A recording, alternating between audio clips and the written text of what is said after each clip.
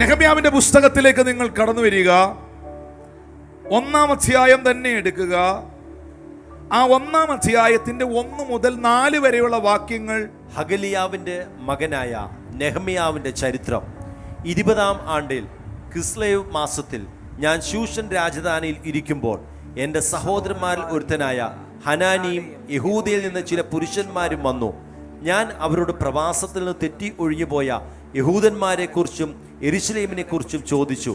അതിന് അവർ എന്നോട്, പ്രവാസത്തിൽ നിന്ന് തെറ്റി ഒഴിഞ്ഞുപോയ ശേഷിപ്പ് അവിടെ ആ സംസ്ഥാനത്ത് മഹാകഷ്ടത്തിലും അപമാനത്തിലും ഇരിക്കുന്നു.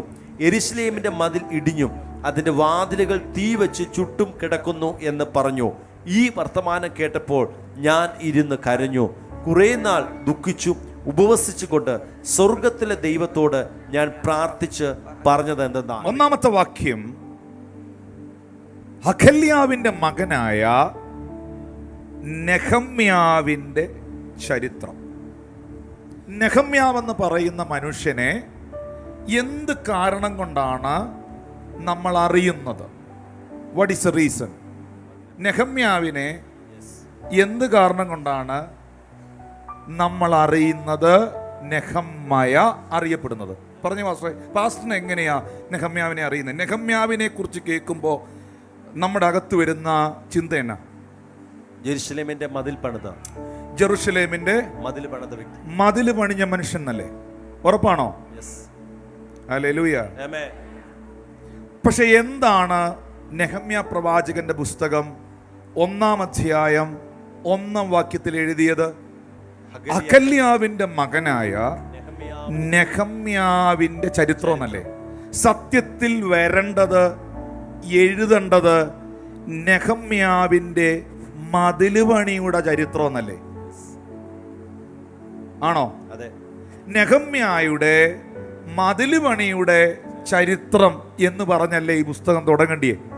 പക്ഷെ ഈ പുസ്തകം തുടങ്ങിയിരിക്കുന്നത് നെഹമ്യാവിന്റെ ചരിത്രം എന്ന് പറഞ്ഞല്ലേ? ഹല്ലേലൂയ. 2, വേദപുസ്തകത്തിൽ ഒരു മനുഷ്യനെ ഇൻട്രൊഡ്യൂസ് ചെയ്യുമ്പോൾ എൻറ്റയർ ദ തിങ് ബൈബിൾ വ്യക്തമാക്കും. ഇന്നാളുടെ മകൻ, ഇന്നാളുടെ മകൻ, ഇങ്ങനെ പറഞ്ഞു പറഞ്ഞു വന്ന് ആ വ്യക്തിയുടെ ഒരു ചെറിയ ഒരു കുടുംബ പശ്ചാത്തലം നമുക്ക് ബൈബിൾ തരും. പക്ഷെ നെഹമ്യാവിനെ കുറിച്ച് ഒറ്റ വാക്കേ എഴുതിയിട്ടുള്ളൂ. ഹഗല്യാവിന്റെ മകനായ നെഹമ്യായുടെ ചരിത്രം. കുടുംബ പശ്ചാത്തലമോ മറ്റ് യാതൊരു കാര്യങ്ങളോ വേദപുസ്തകത്തിൽ പരാമർശിച്ചിട്ടില്ല. ഞാൻ തമ്പുരാനോട് ചോദിച്ചു, പരിശുദ്ധ ആത്മാവേ, നെഹമ്യായുടെ മതില് പണിയുടെ ചരിത്രം എന്നല്ലേ ഈ പുസ്തകത്തിൽ എഴുതേണ്ടത്? പിന്നെ എന്താ നെഹമ്യാവിന്റെ ചരിത്രം എന്ന് എഴുതിയത്?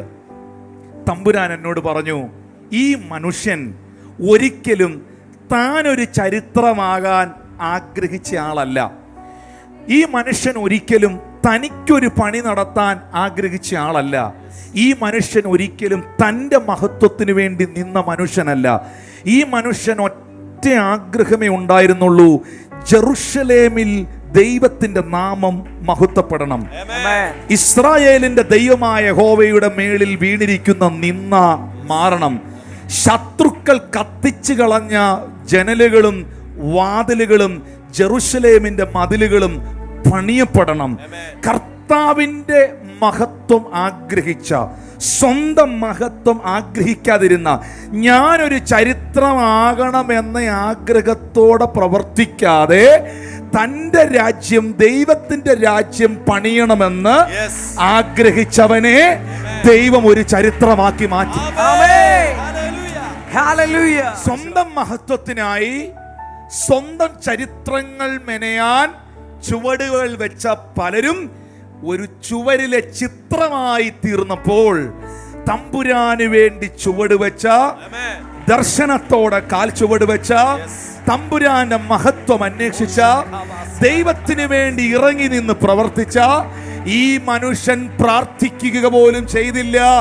ആ മനുഷ്യനെ, തൻ്റെ ജീവിതത്തെ ദൈവം ഒരു നന്മയുടെ ചരിത്രമാക്കി മാറ്റിയെങ്കിൽ, വാത്സല്യ ദൈവമക്കളോട് പറയാം, നീ ദൈവത്തിന്റെ മഹത്വം അന്വേഷിച്ചാൽ, നീ കർത്താവിന്റെ സഭയ്ക്കും കർത്താവിന്റെ രാജ്യത്തിനും വേണ്ടി നിന്നാൽ, നീ കേവലം ചുവരിലെ ഒരു ചിത്രമാകുകയല്ല, നിന്നെ ദൈവം ഒരു ചരിത്രമാക്കി മാറ്റുമെന്ന് കർത്താവ് അറിയിക്കുകയാണ്.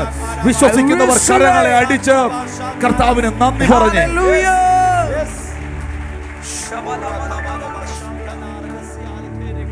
രണ്ട്, ഈ മനുഷ്യനായിരുന്നത് ശൂഷൻ രാജസന്നിധിയിലാണ്. പേർഷ്യൻ രാജാവായ അർത്തഹഷ് രാജാവിന്റെ പാനപാത്രവാഹകനായിരുന്നു നെഹമ്യാവ്. പാനപാത്രവാഹകൻ എന്ന് പറഞ്ഞാൽ എന്താ? നമ്മുടെ ഭാഷയിൽ പറഞ്ഞാൽ ഒരു രാജ്യത്തിലെ രാജാവിന്റെ പാനപാത്രവാഹകൻ എന്ന് പറയുന്നത് രാജാവിന്റെ വലങ്കയാണ്. ഹല്ലേലൂയ. ആ പാനപാത്രവാഹകൻ ആ കൊട്ടാരത്തിൽ ഭയങ്കര ഇൻഫ്ലുവൻസ് ഉണ്ട്, ഭയങ്കര അധികാരമുള്ള മനുഷ്യനാണ്, ഒരു വലിയ പദവിയാണ്. ആ കൊട്ടാരത്തിനകത്തെ രാജാവിന്റെ പാനപാത്രവാഹകനാകുക എന്ന് പറയുന്നത് ചെറിയൊരു പദവിയല്ല.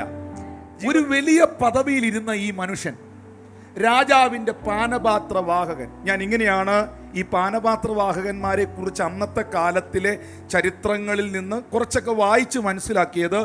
രാജാവിനൊരു ഭക്ഷണം കൊടുക്കുന്നതിന് മുൻപ് ആ ഭക്ഷണം ഉണ്ടാക്കിക്കൊണ്ട് വരുമ്പോൾ അതാദ്യം ടേസ്റ്റ് ചെയ്ത് നോക്കുന്നത് പാനപാത്രവാഹകനാണ്.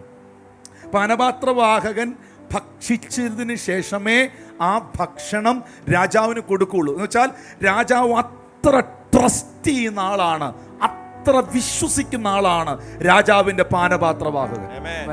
അപ്പോൾ പേർഷ്യ പോലത്തെ രാജ്യത്തിൽ അന്നത്തെ കാലത്ത് ശൂഷൻ രാജസന്നിധിയിൽ, പുള്ളി എവിടെ ഇരിക്കുന്നേ? രാജസന്നിധിയിൽ. പുള്ളി എവിടെ ഇരുന്നാ പ്രാർത്ഥിക്കുന്നേ? രാജസന്നിധിയിൽ. പുള്ളി എവിടെ ഇരുന്നാ വർത്തമാനം കേൾക്കുന്നേ? രാജസന്നിധിയിൽ. അത്ര പൊസിഷനിൽ ഇരുന്ന മനുഷ്യൻ ഒരു വർത്തമാനം തന്റെ സുഹൃത്തുക്കളിലൂടെ കേൾക്കുകയാണ്. എന്താണ് കേട്ട വർത്തമാനം? രണ്ടാമത്തെ വാക്യം, എന്റെ സഹോദരന്മാരിൽ ഒരുത്തനായ ഹനാനിയും യഹൂദയിൽ നിന്ന് ചില പുരുഷന്മാരും വന്നു. ഞാൻ അവരോട് പ്രവാസത്തിൽ നിന്ന് തെറ്റി ഒഴിഞ്ഞുപോയ യഹൂദന്മാരെ കുറിച്ചും യെരുശലേമിനെ കുറിച്ചും ചോദിച്ചു. അമേരിക്കയിൽ നിന്ന് വന്ന ഒരാളിനോട് അമേരിക്ക എങ്ങനെയുണ്ട് എന്ന് ചോദിക്കുന്നത് പോലെ യഹൂദയിൽ നിന്ന്, ഇസ്രായേലിൽ നിന്ന് ഈ പേർഷ്യയിലേക്ക് വന്ന തന്റെ സുഹൃത്തുക്കളോട് നെഹമ്യ ചോദിച്ചു, എങ്ങനെ പോകുന്നു ജെറുസലേം? പ്രവാസത്തിൽ നിന്ന് മടങ്ങി വന്ന ശേഷം എങ്ങനെയുണ്ട് യഹൂദന്മാർ? ജെറുസലേം ഒക്കെ എങ്ങനെ പോകുന്നു?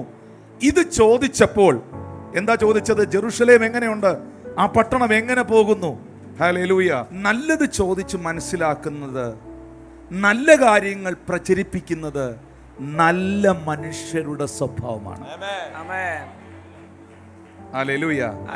ചീത്ത കാര്യങ്ങൾ പറയുന്നത്, തെറ്റിദ്ധരിപ്പിക്കുന്നത്, കലക്കമുണ്ടാക്കുന്നത്, നുണയും കൊതിയും പറയുന്നത് അത് ചീത്ത മനുഷ്യരുടെ സ്വഭാവമാണ്. ചേർന്നൊരു ആമീൻ പറയാവോ? കണ്ടോ ആ മനുഷ്യന്റെ സ്റ്റാൻഡേർഡ് കണ്ടോ? ആരുടെ? ഉറക്കെ പറ. സുഹൃത്തുക്കളെയൊക്കെ കണ്ടപ്പം, തന്റെ കൂട്ടുകാരെയൊക്കെ കണ്ടപ്പം, നിങ്ങളുടെ പട്ടണം എങ്ങനെയുണ്ട്? ജെറുസലേം എങ്ങനെ പോകുന്നു? അവിടുത്തെ സ്ഥിതി എന്താ? അവിടുത്തെ അവസ്ഥകൾ എങ്ങനെ പോകുന്നു? അധികാരമുള്ളൊരു മനുഷ്യന്റെ, പ്രാർത്ഥനാ മനുഷ്യന്റെ സ്വഭാവമാണ്. ചോദിക്കണം, മക്കളെ ചോദിക്കണം, ചർച്ചിന്റെ അവസ്ഥ എങ്ങനെയുണ്ട്? ടിനു പാസ്റ്റർ എങ്ങനെ പോകുന്നു? നമ്മുടെ പാസ്റ്റർമാരൊക്കെ സന്തോഷമായിട്ടിരിക്കുന്നോ? നമ്മുടെ ദൈവമക്കളൊക്കെ അനുഗ്രഹിക്കപ്പെട്ടിരിക്കുന്നോ? ആ കുടുംബം എങ്ങനെയുണ്ട്? ആച്ചാൻ ഇപ്പൊ സൗഖ്യത്തോടെ ഇരിക്കുന്നോ? ബലത്തോടെ ഇരിക്കുന്നോ? ചോദിക്കണം. എന്നിട്ട് എന്ത് ചെയ്യണം? നെഹമ്യ ഇത് ചോദിച്ചിട്ട് പോവല്ല, പ്രാർത്ഥിക്കാൻ തുടങ്ങി. പ്രാർത്ഥിക്കാൻ തുടങ്ങി. ജെറുസലേമിന് വേണ്ടി പ്രാർത്ഥിക്കാൻ തുടങ്ങി. യഹൂദയ്ക്ക് വേണ്ടി പ്രാർത്ഥിക്കാൻ തുടങ്ങി. ഹല്ലേലൂയ. ചേർന്നൊരു ആമീൻ പറയാവോ? ആ യഹൂദന്മാരോട് യെരുശലേമിനെ കുറിച്ച് ചോദിച്ച് മനസ്സിലാക്കി. മൂന്നാമത്തെ വാക്യത്തിൽ അതിന് അവർ പറഞ്ഞു, പ്രവാസത്തിൽ നിന്ന് തെറ്റി ഒഴിഞ്ഞുപോയ ശേഷിപ്പ് അവിടെ ആ സംസ്ഥാനത്ത് യെരുശലേമിൽ, ഇസ്രായേലിൽ മഹാകഷ്ടത്തിലും അപമാനത്തിലും ഇരിക്കുന്നു. യെരൂശലേമിന്റെ മതിൽ ഇടിഞ്ഞു കിടക്കുന്നു, അതിന്റെ വാതിലുകൾ തീ വെച്ച് ചുട്ടുകിടക്കുന്നു എന്ന് പറഞ്ഞു. പ്രിയപ്പെട്ടവരെ, 4-ാമത്തെ വാക്യത്തിൽ രേഖപ്പെടുത്തിയിരിക്കുകയാണ്, ഈ വർത്തമാനം കേട്ടപ്പോൾ ഞാൻ ഇരുന്ന് കരഞ്ഞു. ഞാൻ ചോദിക്കട്ടെ മക്കളെ, ശൂഷൻ രാജസന്നിധിയിൽ ഇരിക്കുന്ന പേർഷ്യൻ രാജ്യത്തിലെ അർത്തകഷ് രാജാവിൻ്റെ പാനപാത്രവാഹകൻ എന്തോ കാര്യത്തിന് വേണ്ടിയാ ഇസ്രായേലിൻ്റെ അവസ്ഥ കേട്ട്, ജെറുസലേമിൻ്റെ അവസ്ഥ കേട്ട് ഇങ്ങേർക്ക് കരയേണ്ട വല്ല കാര്യമുണ്ടോ? സകല സുഖ സൗകര്യങ്ങളിലും ഇരിക്കുന്ന, സകല അധികാരത്തിലും ഇരിക്കുന്ന, രാജസന്നിധിയിൽ ഇരിക്കുന്ന ഈ മനുഷ്യൻ എന്തിനാണ് യെരൂശലേമിനെ കുറിച്ച് കേട്ടപ്പോൾ, അവിടുത്തെ അവസ്ഥ കേട്ടപ്പോൾ ഈ മനുഷ്യൻ ദൈവത്തിന്റെ സന്നിധിയിൽ കരഞ്ഞത്? അതിനൊറ്റ കാരണമേ ഉള്ളൂ, നെഹമ്യ എന്ന മനുഷ്യൻ വിശ്വസിക്കുന്നത് ജീവനുള്ള ദൈവമായ യഹോവയിലായിരുന്നു. ഇവിടെ ഞാൻ ഇങ്ങനെ സഭയോട് പറയുന്നു, ദേശത്തോട് പറയുന്നു, വിഭാഗ്യതകൾ നോക്കരുത്, സംഘടന നോക്കരുത്, രാജ്യം നോക്കരുത്, മനോഭാവങ്ങൾ നോക്കരുത്. ഞാൻ ദൈവത്തിൻ്റെ മകനാ, ഞാൻ ദൈവത്തിൻ്റെ മകളാ, ഞാൻ എൻ്റെ കർത്താവിൻ്റെ മകനാ, ഞാൻ എൻ്റെ കർത്താവിൻ്റെ മകളാ. ദൈവരാജ്യം ഒരു വ്യക്തിയുടെ അല്ല, ദൈവരാജ്യം ദൈവത്തിൻ്റെയാ. അത് എക്സ്പാൻഡഡ് ആകേണ്ടത് എൻ്റെ ആവശ്യമാ. ദൈവത്തിന്റെ നാമം മഹത്വപ്പെടേണ്ടത് എൻ്റെ ഉത്തരവാദിത്തമാ. എത്ര പേർ അവരൊന്ന് കൈകൾ അടിച്ചതൊന്ന് സ്വീകരിക്കാൻ തയ്യാറാകുമോ? ഇത് നെഹമ്യാവിന്റെ വ്യക്തിപരമായ വിഷയമല്ല. കാരണം താൻ വിശ്വസിക്കുന്ന ഇസ്രായേലിന്റെ ദൈവമായ യഹോവ, യേശുവിൽ വിശ്വസിക്കുന്നവരെന്ന് കൈ ഉയർത്തിയേ. യേശു കർത്താവിന്റെ ആണ് തന്റെ സഭ എന്നുള്ളവർ ഒരു ഹല്ലേലൂയ പറഞ്ഞേ. താൻ വിശ്വസിക്കുന്ന തന്റെ ദൈവമായ കർത്താവായ യഹോവയിൽ വിശ്വസിക്കുന്ന, യെരൂശലേമിന്റെ ഇസ്രായേലിന്റെ ദൈവമായ യഹോവയിൽ വിശ്വസിക്കുന്ന പേർഷ്യൻ രാജ്യത്തിലാണ് ഇരിക്കുന്നതെങ്കിലും ഈ നെഹമ്യാവിന് ഈ വിഷയം കേട്ടപ്പോൾ കരച്ചിൽ വന്നു, ദുഃഖമുണ്ടായി, പ്രയാസം വന്നു. ഇനി ഞാൻ സഭയോടൊരു മെസ്സേജ് പാസ് ചെയ്യുക. It's A prophetic word. ഈ വർത്തമാനം കേട്ടപ്പോൾ ഞാൻ ഇരുന്ന് കരഞ്ഞു. കുറേ നാൾ നിങ്ങൾ അടിവര ഇടുകയാണെങ്കിൽ ഈ 2 വാക്യം ഒന്ന് ശ്രദ്ധിച്ചിട്ട് 2 പദങ്ങൾക്ക് അടിവര ഇടാവോ? കുറേ നാൾ ദൈവത്തോട് ഞാൻ പ്രാർത്ഥിച്ചു. ആ 2 വാക്യത്തിന് അടിവര ഇടാവോ? കുറേ നാൾ ഞാൻ ദൈവത്തോട് പ്രാർത്ഥിച്ചു. ഏറെ നാളുകളായി ഈ വിഷയത്തിന് വേണ്ടി ഞാൻ പ്രാർത്ഥിച്ചു. ഓ താങ്ക് യു ലോർഡ് ജീസസ്. കർത്താവ് എന്നോട് ഇങ്ങനെ പറഞ്ഞു, മക്കളെ, കുറേ നാളായി ഒരേ വിഷയത്തിന് വേണ്ടി കുറേ നാളായി പ്രാർത്ഥിക്കുന്ന ചിലർക്ക് അതിന്റെ മറുപടി ഉണ്ടാകാൻ പോവുകയാണ്. In the mighty name of Jesus. കുറേ നാൾ ഒരേ വിഷയത്തിന് വേണ്ടി സാക്ഷ്യങ്ങളായി അത് വെളിപ്പെട്ടു വരട്ടെ. സാക്ഷ്യങ്ങളായി അത് വെളിപ്പെട്ടു വരട്ടെ.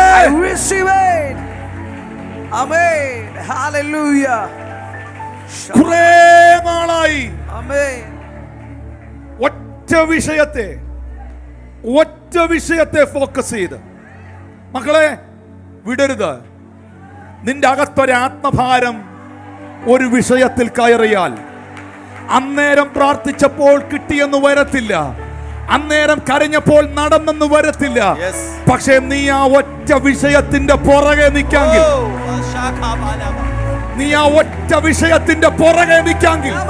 അത് നിന്നെ കൊണ്ട് ദൈവം ചെയ്യും. വിശ്വസിക്കുന്നവർ ആത്മാവിൽ ഒന്ന് സ്വീകരിച്ച്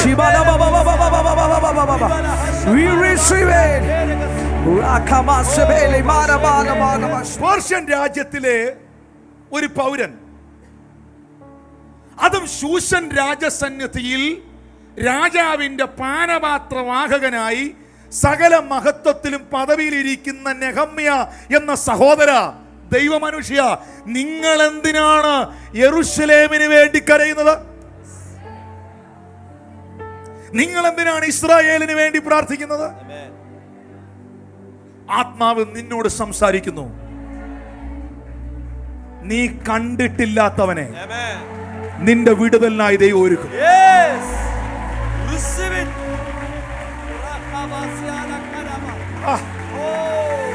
ഇതാരോടുള്ള ദൂതാന്ന് എനിക്ക് അറിഞ്ഞൂടാ.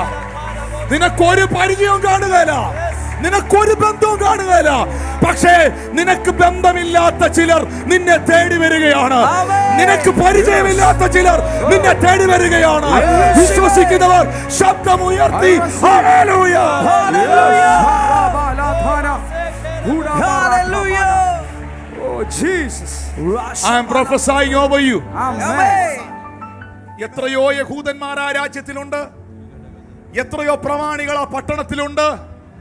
ഒരു യഹൂദന്റെയും അകത്ത് വെളിപ്പെടാത്ത ദർശനവും, ഒരു യഹൂദന്റെയും അകത്ത് വരാത്ത ആത്മഭാരവും ഇരുന്ന ഒരുത്തന്റെ അകത്ത് Amen.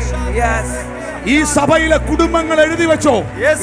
ഈ ശുശ്രൂഷയിൽ പങ്കെടുക്കുന്നവർ എഴുതി വെച്ചോ, നീ പ്രതീക്ഷിക്കാത്ത വഴികൾ എന്റെ ദൈവം നിന്റെ മുമ്പിൽ തുറന്നിരിക്കും. യേശുവിൻ നാമത്തിൽ നീ പ്രതീക്ഷിക്കാത്ത വഴികൾ, നീ പ്രതീക്ഷിക്കാത്ത വാതിലുകൾ യേശുവിന്റെ നാമത്തിൽ നിന്റെ മുമ്പിൽ തുറന്നിരിക്കും. I receive it.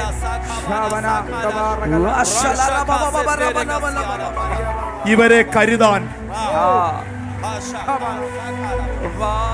സഭയെ കരുതാൻ, ഇവരുടെ കുടുംബത്തിനായി, ഇവരുടെ തലമുറയ്ക്കായി മറ്റ് ചിലരുടെ അകത്ത് ആത്മഭാരം കൊടുത്തു, മറ്റ് ചിലരുടെ അകത്ത് പേടൻ നിനക്ക് വേണ്ടി പ്രാർത്ഥിക്കാൻ നീ കണ്ടിട്ടില്ലാത്ത ചിലതിനെ മറുഭാഗത്ത് ദൈവം ഒരുക്കുകയാണ്.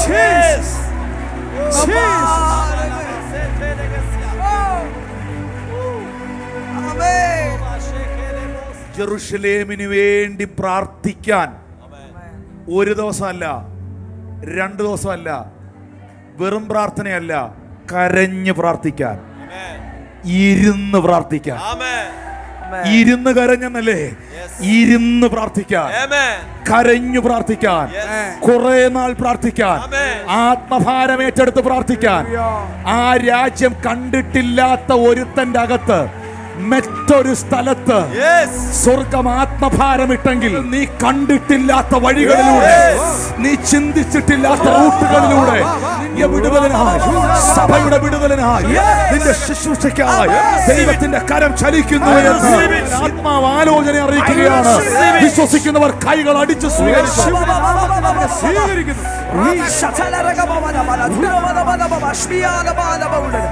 ദൈവം എടുക്കുന്ന റൂട്ടുകൾ, ദൈവം എടുക്കുന്ന വഴികൾ നമ്മൾ ചിന്തിച്ചിട്ടില്ലാത്ത വഴികളാണ്. ജെറുസലേമിന്റെ വാതിലുകൾ ശത്രു തകർത്തപ്പോഴും, അതിന്റെ ജനാലകളും ഉടച്ചു കളഞ്ഞപ്പോഴും, അതിന്റെ കിളിവാതിലുകളെ നശിപ്പിക്കുമ്പോഴും, പട്ടണത്തിൽ ശത്രു അഴിഞ്ഞാടുമ്പോഴും, യഹൂദന്മാർ പലരും എന്ത് ചെയ്യണമെന്നറിയാതെ ഓടി ഒളിക്കുമ്പം, അരമനകളിൽ അധികാരമുള്ള ഒരു മനുഷ്യന്റെ അകത്ത് ആത്മഭാരത്തെ കൊടുത്ത്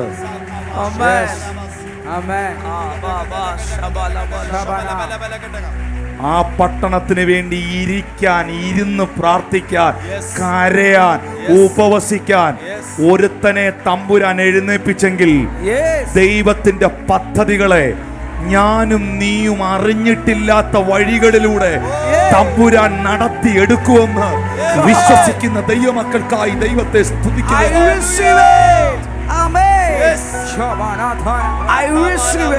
ഇനി നെഹമ്യാവെന്ന എസ്രാ നെഹമ്യ, ഇവർ രണ്ടുപേരുടെയും കൂടെ സംഭാവനയാണ് ഈ പുസ്തകം. സമകാലികരാണിവർ, എസ്രാ നെഹമ്യ. ഈ എസ്രായിക്കും നെഹമ്യായിക്കും 200 വർഷം മുമ്പ് ജീവിച്ചിരുന്ന പ്രവാചകനാണ് ഇരമ്യാവ്. ഇരമ്യാവ് ഒരു പ്രൊഫസി എന്ന് വെച്ചാൽ അന്ന് ആ പ്രവാചകൻ പ്രവചിക്കുന്നത് ദൈവത്തിന്റെ ശബ്ദമായി, ദൈവത്തിന്റെ വായായിട്ടാണ് നിൽക്കുന്നത്. ഇസ്രായേലിനെ നോക്കി നെഹമ്യാവിന് 200 വർഷം മുമ്പ് ഒരു വാക്ക് റിലീസായി കിടക്കുക. പിടിയിടുന്നോ? ഒരു വാക്ക് ആ പട്ടണത്തിൽ റിലീസായി കിടക്കുക. Amen. എന്തായിരുന്നെന്ന് അറിയാതെ ജെരമ്യായുടെ പ്രവചന പുസ്തകം 15 അധ്യായം അതിന്റെ 5-6 വാക്യത്തിൽ കിടപ്പുണ്ട്. യെരൂശലേമേ, ആർക്കും നിന്നോട് കനിവ് തോന്നുന്നു? ആര് നിന്നോട് സഹതാപം കാണിക്കും? നിന്റെ ക്ഷേമം ചോദിക്കാൻ ആര് കയറി വരും? നീ എന്നെ ഉപേക്ഷിച്ച് പിൻവാങ്ങിയിരിക്കുന്നു എന്ന് യഹോവ അരുളി ചെയ്യുന്നു. അതുകൊണ്ട് ഞാൻ നിന്റെ നേരെ കൈ നീട്ടി നിന്നെ നശിപ്പിക്കും. ഞാൻ നിന്നോട് കരുണ കാണിച്ച് മടുത്തിരിക്കുന്നു. 7-ാം വാക്യത്തിൽ ദേശത്തിന്റെ പടിവാതിലുകളിൽ ഞാൻ അവരെ വീശുമുറം കൊണ്ട് വീശിക്കളഞ്ഞു. ഞാൻ എൻ്റെ ജനത്തെ മക്കളില്ലാത്തവരാക്കി നശിപ്പിച്ചു. എങ്കിലും അവർ തങ്ങളുടെ വഴികളെ തിരിഞ്ഞില്ല. 5-ാം വാക്യം ഒന്നും കൂടെ നോക്കാം. നിന്നോട് ആർക്ക് കനിവ് തോന്നും? യെരൂശലേമേ, നിന്നോട് ആര് സഹതാപം കാണിക്കും? നിന്റെ ക്ഷേമം ചോദിക്കാൻ ഇനി ആര് വരും? 6-ാം വാക്യത്തിൽ പറയുന്നു, നീ എന്നെ ഉപേക്ഷിച്ച് പിൻവാങ്ങിയതിനാൽ എൻ്റെ കൈ നിന്റെ നേരെ നീട്ടി നിന്നെ നശിപ്പിക്കും. ഇനി നിന്നോട് ഞാൻ കരുണ കാണിക്കില്ല, കരുണ കാണിച്ച് മടുത്തു. ഇങ്ങനൊരു പ്രവചനം ദൈവത്തിൽ നിന്ന് റിലീസായി കിടക്കുകയാണ്. എവിടെ? യെരൂശലേമിൽ, ആ പട്ടണത്തിൽ. അതിൻ്റെ എല്ലാ പ്രശ്നങ്ങളും അവർ അനുഭവിക്കുകയാണ്. അതിൻ്റെ എല്ലാ ദുഃഖങ്ങളിലൂടെ അവർ കടന്നു പോവുകയാണ്. അതിൻ്റെ എല്ലാ പീഡകളും വിവിധ നിലകളിൽ അവർ അനുഭവിക്കുകയാണ്. ഇങ്ങനെ 5-ാം വാക്യത്തിൽ എഴുതിയിരിക്കുന്നത് പോലെ ഇനി നിന്നോട് ആരും കരുണ കാണിക്കില്ല, നിന്നോടാർക്കും സഹതാപം തോന്നില്ല, നിന്നോടാർക്കും കനിവുണ്ടാകില്ല എന്ന് വിധി എഴുതി നിൽക്കുന്ന സാഹചര്യത്തിലാണ് ഒരുത്തൻ ദൈവസന്നിധിയിൽ ഇരുന്ന് കരയാൻ, ഒരുത്തൻ ഇടിവിൽ നിൽക്കാൻ, ഒരുത്തൻ പ്രാർത്ഥിക്കാൻ, ഉപവസിക്കാൻ തയ്യാറാകുന്നത്. ഞാനൊരു സത്യം വിളിച്ചു പറയാം. ഭവനത്തിനകത്തോ സഭയ്ക്കകത്തോ ആത്മഭാരത്തോടെ ചങ്ക് തകർന്ന് ഒരു വിഷയത്തിന് വേണ്ടി പ്രാർത്ഥിക്കുന്ന ആരെങ്കിലും ഉണ്ടെങ്കിൽ തമ്പുരാൻ വെച്ച പല വിധികളും മാറി മറിയും. Amen. Hallelujah. വിശ്വസിക്കുന്നോ? Yes. നിന്റെ മേളിൽ കുടുംബ പശ്ചാത്തലത്തോടുള്ള ബന്ധത്തിൽ പാരമ്പര്യമായി നിൽക്കുന്ന ശാപങ്ങളും അതിന്റെ തകർച്ചകളും ഇനി അതിനകത്തൊരു നന്മയുണ്ടാകില്ല എന്ന സകല കൈയെഴുത്തുകളും ഉടച്ചു കളഞ്ഞ് അതിനെ തകിടം മറിച്ച് അതിന്റെ മുകളിൽ ഒരു പുതിയ വിധിയെ കൊണ്ടുവരാൻ ദൈവത്തിന് കഴിയും.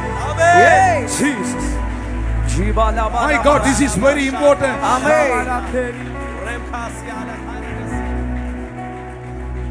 ഇനി നിന്നെ സഹായിക്കാൻ ആരും വരില്ല ജെറുസലേമേ. ഇനി നിന്നോട് ആർക്കും കരുണ തോന്നില്ല ജെറുസലേമേ.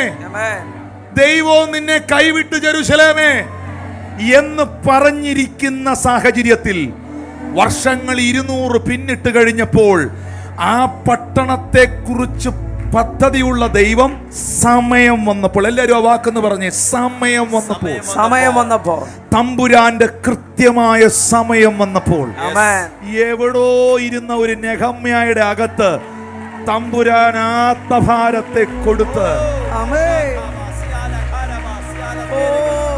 നിനക്ക് വിശ്വസിക്കാവോ?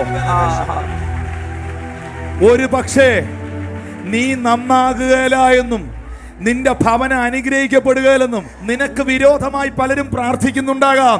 നിനക്കെതിരെ ആഭിചാരങ്ങൾ ചെയ്തവരും നിന്റെ കുടുംബം ഗതി പിടിക്കത്തില്ലെന്ന് വിശ്വസിക്കുന്നവരും കാണാം. തമ്പുരാൻ ഇതിനെയെല്ലാം പൊളിക്കും.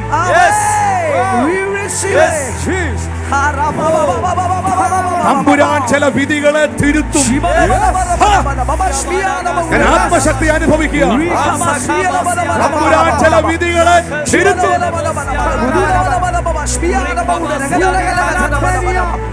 കുറേ നാൾ ഞാൻ പ്രാർത്ഥിച്ചു. കുറേ നാൾ ഞാൻ ദൈവത്തോട് പ്രാർത്ഥിച്ചു. പ്രാർത്ഥനാ വിഷയത്തിൽ മാറ്റമില്ല, അകത്ത് കയറിയ ദർശനത്തിൽ മാറ്റമില്ല, ലക്ഷ്യത്തിൽ മാറ്റമില്ല.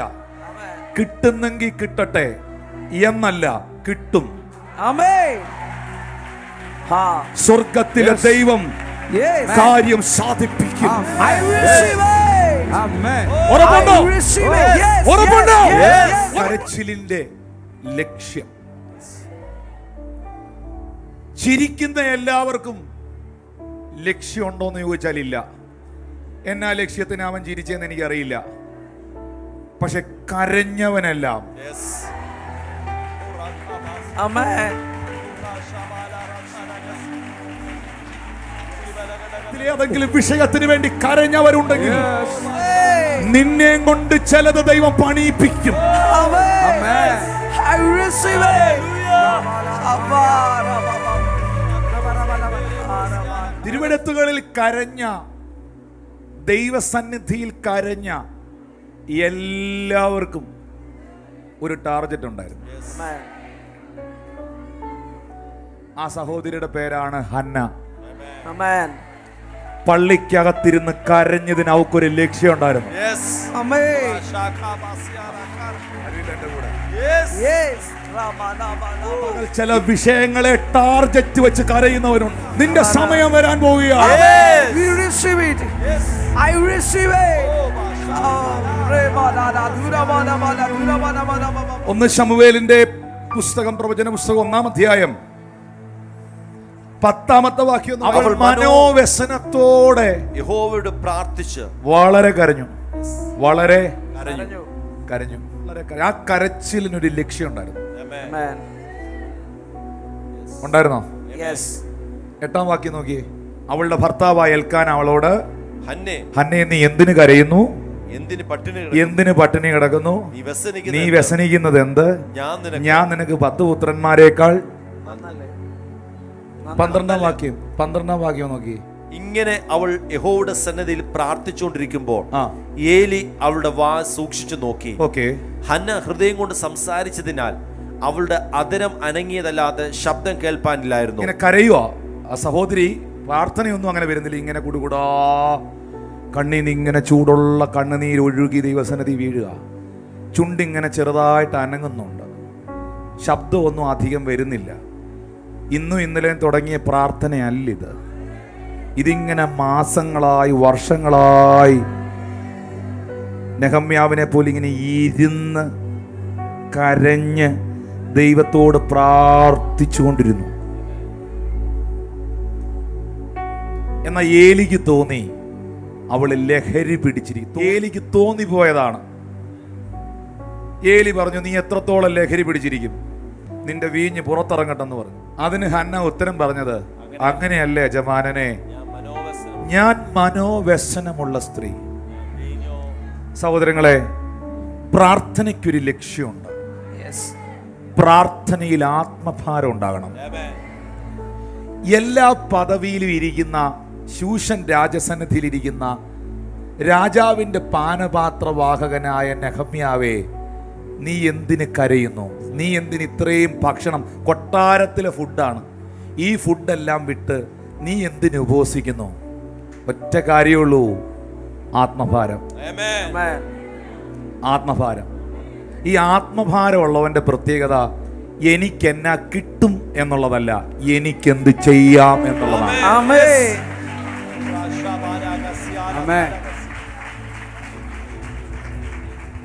ആത്മഭാരമുള്ളവർ സഭയിൽ എഴുന്നേൽക്കണം. ഇന്റർസെഷൻ പ്രയറുകളിൽ ആത്മഭാരമുള്ളവർ കടന്നു വരണം. രാത്രികാലങ്ങളുടെ പ്രാർത്ഥനയിൽ ആത്മഭാരമുള്ളവർ വന്ന് പ്രാർത്ഥിക്കണം. ഉപവാസ പ്രാർത്ഥനകളിൽ ആത്മഭാരമുള്ളവർ പങ്കെടുക്കണം.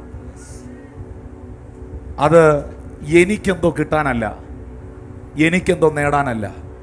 എൻ്റെ അകത്ത് തമ്പുരാൻ തന്ന ആ വിഷനെ, അല്ലെങ്കിൽ എൻ്റെ മീതെയുള്ള ദൈവപുരുഷൻ്റെ വാക്കിലൂടെ വെളിപ്പെട്ട ദൈവീകമായ ദർശനത്തെ നിർവഹിച്ചെടുക്കാൻ എൻ്റെ അകത്തൊരു ആത്മഭാരം ഉണ്ടാകേണ്ടത് ആവശ്യമാണ്.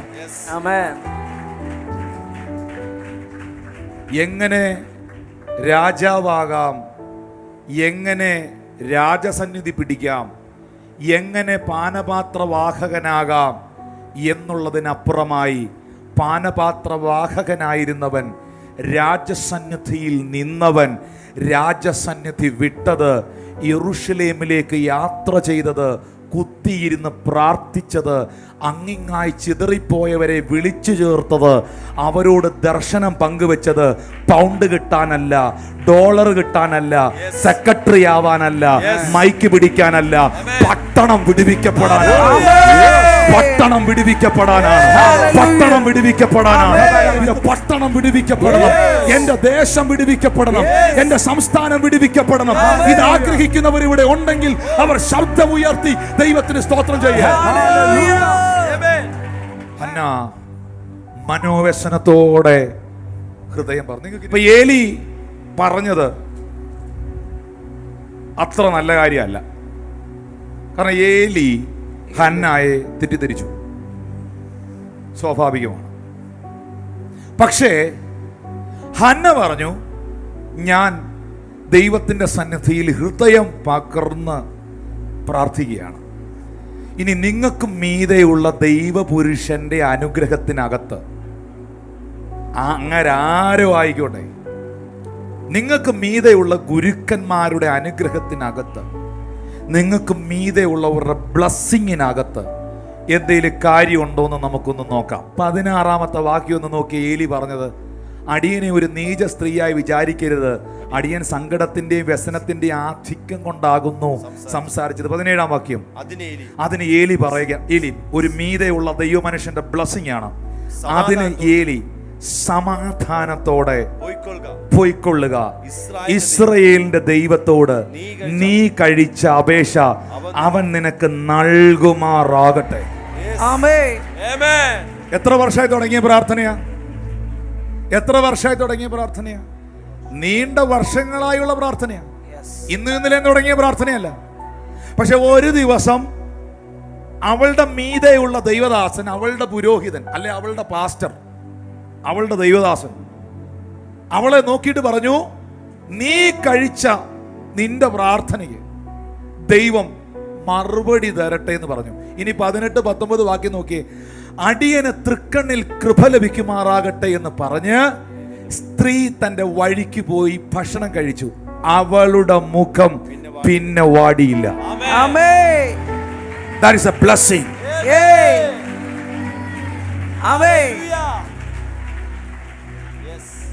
19-ാമത്തെ വാക്യത്തിൽ എഴുതിയിരിക്കുന്നു, അനന്തരം അവർ അധികാലത്തെഴുന്നേറ്റ് യഹോവയുടെ സന്നിധിയിൽ നമസ്കരിച്ച ശേഷം രാമയിൽ തങ്ങളുടെ വീട്ടിലേക്ക് പോയി. എന്നാൽ എൽക്കാന തന്റെ ഭാര്യയായ അന്നെ പരിഹരിച്ചു, യഹോവ അവളെ ഓർത്തു എന്ന ഏലിയുടെ ഒരു ബ്ലസ്സിംഗ് ഹന്നയുടെ മേളിൽ വീണോ, അന്നു മുതൽ സാഹചര്യം മാറി. ഞാൻ വിശ്വസിക്കുന്നു.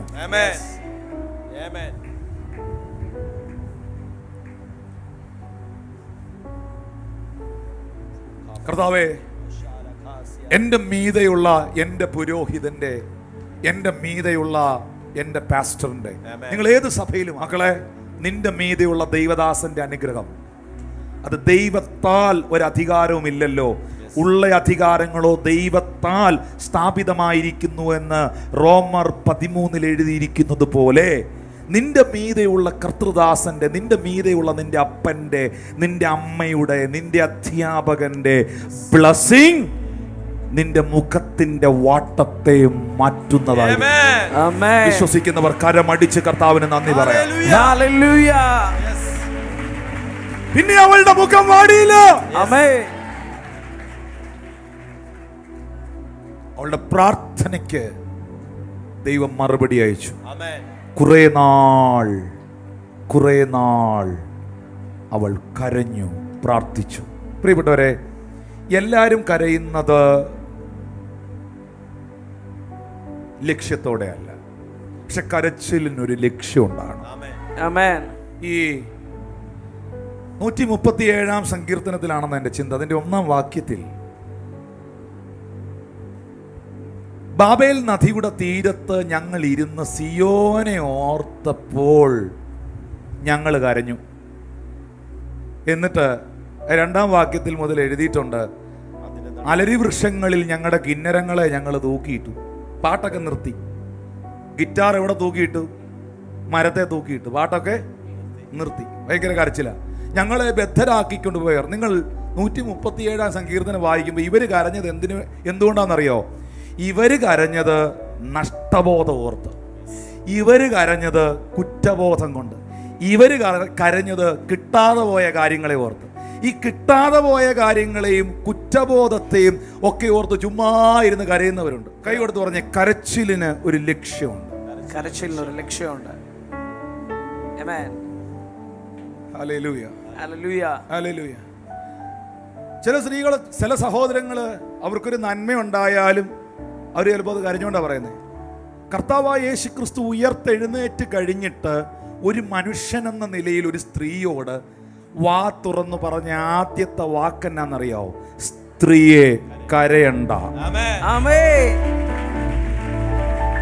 നിന്റെ കരച്ചിലിന്റെ ലക്ഷ്യം ഉയർത്തെഴുന്നേറ്റവനെ കാണുക എന്നുള്ളതല്ലായിരുന്നോ?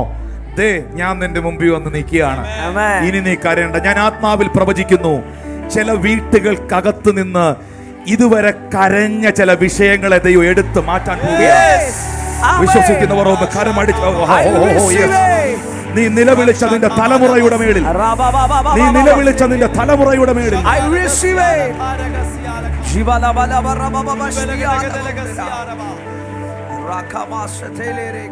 അതുകൊണ്ടാണ് ചില സ്ഥലത്ത് നിന്ന് ഈ കരയുന്നവരെയും വിലപിക്കുന്നവരെ യേശു പുറത്താക്കിയത്. നിങ്ങൾ വായിച്ചിട്ടുണ്ടോ?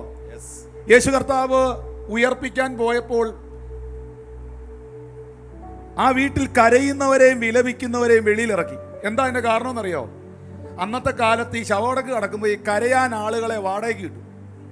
അങ്ങനെ ചുമ്മാ വന്നിരുന്ന് കരയുന്ന എല്ലാത്തിനെയും, നിരാശപ്പെട്ട് നിന്ന് കരയുന്ന എല്ലാത്തിനെയും കർത്താവ് ഇറക്കി കഥ കടച്ചു. Thank you Lord Jesus. എന്നാ ചങ്ക് തകർന്ന് കരഞ്ഞ ഒരുവളുണ്ടായിരുന്നു. അത് ആ മകന്റെ അമ്മയായിരുന്നു, നയീനിലെ വിധവയായിരുന്നു. കർത്താവ് കൊച്ചിനെ ഉയർപ്പിച്ച് അവളുടെ കയ്യിലോട്ട് കൊടുത്തു. ഹല്ലേലൂയ. നെഹമ്യ കരഞ്ഞത് അഭിനയ കരച്ചിലല്ല. നെഹമ്യ കരഞ്ഞത് എന്തെങ്കിലും കിട്ടാനുള്ള കരച്ചിലല്ല. നെഹമ്യ കരഞ്ഞത് കുറ്റബോധം കൊണ്ടുള്ള കരച്ചിലല്ല. നെഹമ്യ കരഞ്ഞത് തനിക്കെന്തോ കിട്ടാനല്ല. നെഹമ്യ കരഞ്ഞത് ആത്മഭാരം കൊണ്ടാണ്.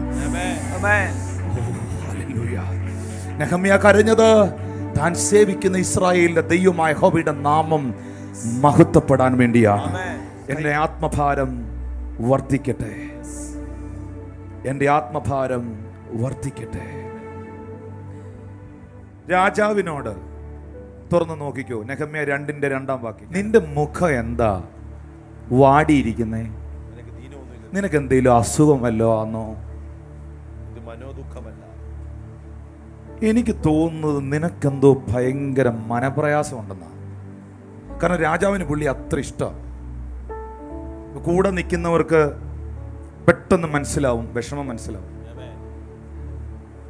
നിന്റെ മുഖം എന്നാ വാടിയിരിക്കുന്നേ? നിനക്ക് അസുഖമൊന്നുമില്ലല്ലോ. എനിക്ക് തോന്നുന്നു നിനക്കെന്തോ മനപ്രയാസം ഉണ്ടെന്നാണ്. എൻ്റെ ചോദ്യം, നെഹമ്യാവേ, ഇത്ര സുഖ സൗകര്യങ്ങളിൽ ഇരിക്കുന്നവനെ, നിനക്ക് എന്നാടാ മനപ്രയാസം? നിന്റെ ഭാര്യയെ ഓർത്തോ? നിന്റെ മക്കളെ ഓർത്തോ? അതോ നിനക്ക് പൈസ ഇല്ലാത്ത ഓർത്തോ?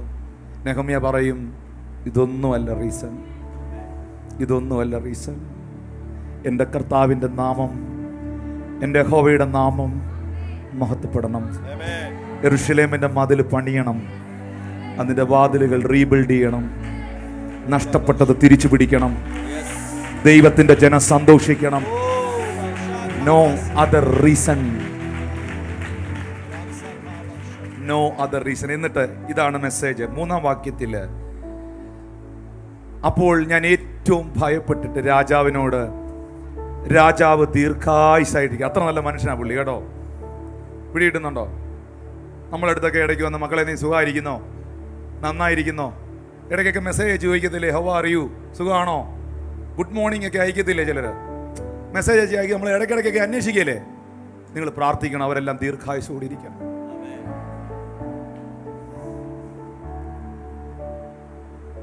കാരണം നമ്മളെ സ്നേഹിക്കുന്നവർ നഷ്ടപ്പെട്ടു പോകരുത്.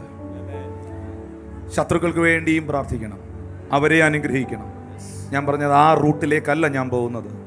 ഞാൻ പോകുന്നത് ആ രാജാവ് വളരെ സ്നേഹത്തോടെ തന്നെ മനസ്സിലാക്കി സംസാരിച്ചപ്പോൾ ആ ദൈവപുരുഷൻ രാജാവിനോട് പറയുക, you are understanding my heart.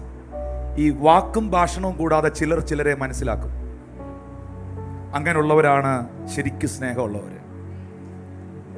ആ മനുഷ്യൻ പറയുകയാണ്, നിങ്ങൾക്ക് ലോങ് ലൈഫ് ഉണ്ടാകട്ടെ, നിങ്ങൾ ദീർഘായുസ്സോടിരിക്കട്ടെ.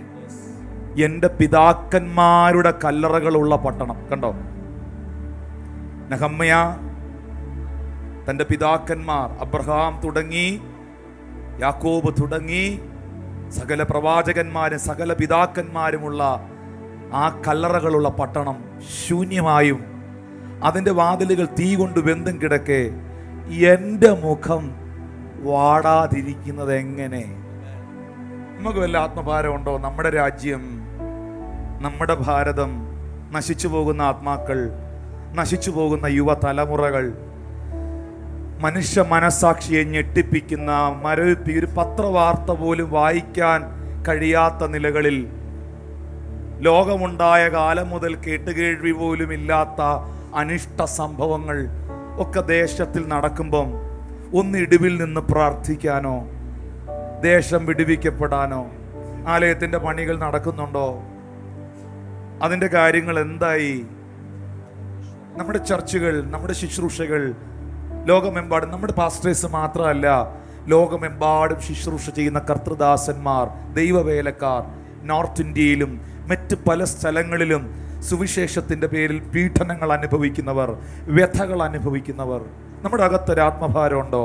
എന്നെ അനുഗ്രഹിക്കണേ, എൻ്റെ കൊച്ചുങ്ങളെ അനുഗ്രഹിക്കണേ, എനിക്കൊരു പുതിയ വണ്ടി തരണേ, എനിക്ക് ഗൾഫിൽ പോകാൻ വഴി തുറക്കണേ, എൻ്റെ പാസ്പോർട്ട് വിസ അടിക്കണേ എന്നും ഉള്ള പ്രാർത്ഥനകൾ മാത്രമായി നമ്മൾ ഒതുങ്ങിപ്പോകാതെ നമ്മുടെ മുഖത്തിൻ്റെ വാട്ടം നമ്മുടെ സാമ്പത്തിക സ്ഥിതികളെ ഓർത്തല്ല, നമ്മുടെ മുഖത്തിൻ്റെ വാട്ടം നമ്മുടെ പ്രശ്നങ്ങൾ ഓർത്തല്ല. പൗലോസേ, താങ്കളുടെ മുഖം പലപ്പോഴും വാടിയിരുന്നത്, താങ്കൾ പലപ്പോഴും ദുഃഖിച്ച് നടന്നത് താങ്കളുടെ സ്ഥിതികൾ ഓർത്തല്ല. 2 കൊരിന്ത്യർ 2:4 വളരെ കഷ്ടവും മനോവ്യസനവും ഉണ്ടായിട്ട് വളരെ കണ്ണുനീരോടുകൂടെ ഞാൻ നിങ്ങൾക്ക് വേണ്ടി എഴുതിയത് നിങ്ങൾ ദുഃഖിക്കേണ്ടതിനല്ല, എനിക്ക് നിങ്ങളോടുള്ള വലിയ സ്നേഹം അറിയിക്കേണ്ടതിനത്രേ. 2 കൊരിന്ത്യർ 11:23 മുതൽ 28 വരെ വായിക്കണം. ആ മനുഷ്യന്റെ ഭാരം സഭയെ ഓർത്ത്, ദേശത്തെ ഓർത്ത്, ജനത്തെ ഓർത്ത്. പുള്ളി ഉപയോഗിച്ചിരിക്കുന്ന വാക്കെന്നാണെന്നറിയാവോ? ആത്മാക്കളെ ഓർത്ത് ഞാൻ പ്രസവ വേദനപ്പെടുന്നെന്ന. പ്രസവ വേദന എന്നാണെന്ന് പ്രസവിച്ച സഹോദരിമാരോട് ചോദിക്കണം. അത്രയധികം ബോർഡനോടെ, ആത്മഭാരത്തോടെ പ്രാർത്ഥിച്ചവരുടെ നിരയാണ് ഈ തിരുവെഴുത്തിൽ നമ്മൾ കാണുന്നത്. ഹല്ലേലൂയ. പ്രിയപ്പെട്ടവരെ, ഞാൻ ആ വാക്യം അവസാനിപ്പിക്കട്ടെ. രാജാവ് എന്നോട് നിന്റെ അപേക്ഷ എന്തെന്ന് ചോദിച്ചു. എന്റെ പാനപാത്രവാഹകനെ, why you are suffering, why you are crying? ഒരു രാജാവാ ചോദിക്കുന്നേ. What you want? നിനക്ക് എന്നാ വേണ്ടേ? എന്താ നിന്റെ പ്രശ്നം? ഞാൻ കൂടെ രാജാവായി പറയുന്നേ, എന്താ നിന്റെ ആവശ്യം? നിങ്ങൾ ശ്രദ്ധിച്ചേ, രാജാവ് എന്നോട് നിന്റെ അപേക്ഷ എന്തെന്ന് ചോദിച്ചപ്പം രാജാവിനോട് പറയേണ്ടത് രാജാവിനോടല്ല പറഞ്ഞേ, ഉടനെ ഞാൻ സ്വർഗത്തിലെ ദൈവത്തോട് പ്രാർത്ഥിച്ചു. രാജാവേ, നീ തന്നാൽ, നീ ചെയ്താൽ നിനക്ക് ഇത്ര ചെയ്യാൻ പറ്റൂ. പക്ഷെ എനിക്കൊരു രാജാതി രാജാവുണ്ട്. Oh, you are not with me. Hallelujah.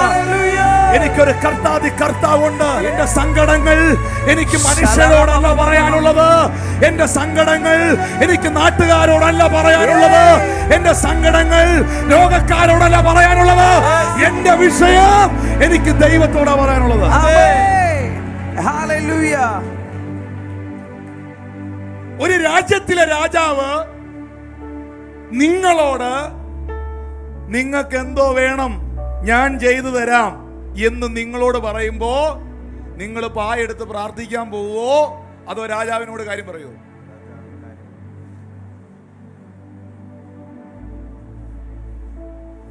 നെഹമ്യായ്ക്ക് ഒറ്റ കാര്യം പറയാനുള്ളൂ, ഇത് ജെറുസലേമിന്റെ മതിലാ. ഇത് അതിന്റെ വാതിലാ, ഇത് സ്പിരിച്വലാ, ഇത് കിങ്ഡമാ. ഹല്ലേലൂയ.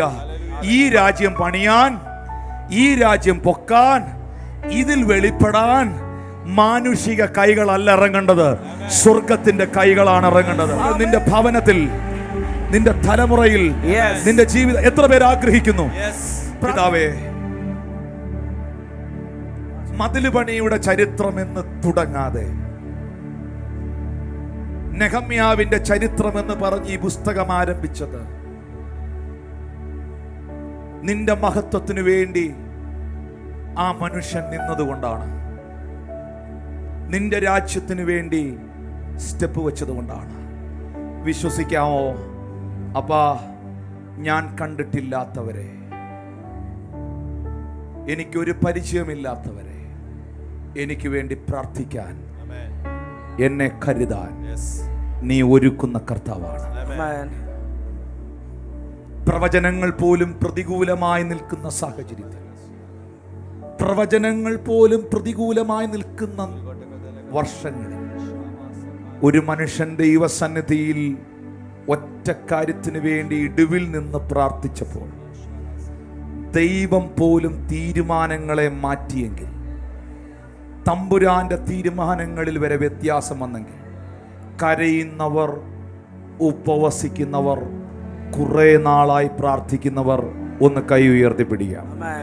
കരഞ്ഞവർ, ഉപവസിച്ചവർ, കുറെ നാളായി പ്രാർത്ഥിക്കുന്നവർ കരങ്ങൾ ഉയർത്തിപ്പിടിക്കാം. നിന്നെ സ്വർഗത്തിലെ ദൈവം ഒരു സൊല്യൂഷൻ ആക്കി മാറ്റി. അതരങ്ങൾ തുറന്ന് അന്യഭാഷയിൽ പ്രാർത്ഥിക്കാൻ തുടങ്ങി. സ്വർഗത്തിലെ ദൈവം നിന്നെ ഒരു സൊല്യൂഷൻ ആക്കി മാറ്റി. ശബ്ദമുയർത്തി, ശബ്ദമുയർത്തി. നിന്നെ സ്വർഗത്തിലെ ദൈവം ഒരു സൊല്യൂഷൻ ആക്കി മാറ്റി. അതരങ്ങൾ തുറന്ന് പ്രാർത്ഥനയിൽ പോരാടാൻ ഒരു കൂട്ടത്തെ ദൈവം ഇതിൽ എഴുന്നേൽപ്പിക്കട്ടെ. പ്രാർത്ഥനയുടെ ആത്മാവ് കൊണ്ട്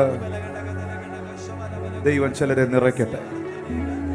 ചില രാജസന്നിധികൾ വിടാൻ യേശുവിനെ പോലെ താൻ ദൈവമായിരിക്കെ ദൈവത്തോടുള്ള സമത്വം മുറുകെ പിടിച്ചു കൊള്ളണം എന്ന് വിചാരിക്കാതെ വേഷത്തിൽ മനുഷ്യനായി അവൻ താണഭൂമിയിലേക്ക് ഇറങ്ങിയത് കൊണ്ടാണ് ഞാനും നിങ്ങളും രക്ഷിക്കപ്പെട്ടത്, ഞാനും നിങ്ങളും വിടുവിക്കപ്പെട്ടത്. ചില പിടികളൊക്കെ ഒന്ന് വിടാൻ തയ്യാറാവുമോ? ഒന്ന് കരങ്ങളെ ഉയർത്തുവോ? എൻ്റെ ജോലി, എൻ്റെ പണം, എൻ്റെ പദവി, ഞാൻ എൻ്റേതെന്ന് പറഞ്ഞ് അഭിമാനിക്കുന്നത് ചിലത് ദൈവത്തിൻ്റെ രാജ്യത്തിന് വേണ്ടി വിട്ടെറിയാൻ, പ്രാർത്ഥിക്കാൻ, ചില പണികൾക്കായി പരസ്പരം ഉത്സാഹിപ്പിക്കാൻ ഒന്ന് ആത്മാവിൽ പ്രാർത്ഥിക്കാൻ തുടങ്ങി. ഈ ശബ്ദമല്ല ഞാൻ പ്രതീക്ഷിച്ചത്, ഈ അന്യഭാഷയുമല്ല. ഞാൻ ഇത്രേ ദൈവമക്കളോട് ആവശ്യപ്പെടുന്നുള്ളൂ. കുറെ നാളായി കരയുന്നവർ, കുറെ നാളായി ചില വിഷയങ്ങൾക്ക് വേണ്ടി പ്രാർത്ഥിച്ചുകൊണ്ടിരിക്കുന്നവർ, കുറെ നാളായി ദൈവത്തോട് അത് ചോദിക്കുന്നവർ, ഈ സമയത്ത് അത് പ്രാർത്ഥിക്കാനുള്ള സമയമാണ്. നിങ്ങളുടെ ഒരു പുരോഹിതൻ, നിങ്ങളുടെ ഒരു പാസ്റ്റർ എന്ന നിലയിൽ ഞാൻ എൻ്റെ വായിൽ നിന്ന് ഏലിയെ പോലെ ഒരു വാക്ക് റിലീസ് ചെയ്യുകയാണ്. ദൈവം നിന്റെ പ്രാർത്ഥനയെ ഓർക്കട്ടെ, ദൈവം നിന്റെ വഴിപാടുകളെ ഓർക്കട്ടെ, ദൈവം നിന്റെ പ്രാർത്ഥനയ്ക്ക് മറുപടി നൽകട്ടെ. ആ കരങ്ങളെ ഉയർത്തി പ്രാർത്ഥിക്കാൻ തുടങ്ങി. നെഹമ്യാവ് ഒരു ചരിത്രമായി മാറിയതുപോലെ നിങ്ങളുടെ ജീവിതം ചുവരിൽ തൂങ്ങുന്ന കേവലം ഒരു ചിത്രമായി അവശേഷിക്കാതെ നിങ്ങളുടെ ദേശത്തിൽ, നിങ്ങളുടെ സഭയിൽ, നിങ്ങളുടെ പട്ടണത്തിൽ നിങ്ങളൊരു ചരിത്രമാകണമെങ്കിൽ, ഞാനൊരു ചരിത്രമാകണമെന്ന് ചിന്തിച്ച് ജീവിച്ച് പ്രവർത്തിക്കാതെ, എൻ്റെ മഹത്വം ഞാൻ അന്വേഷിക്കാതെ,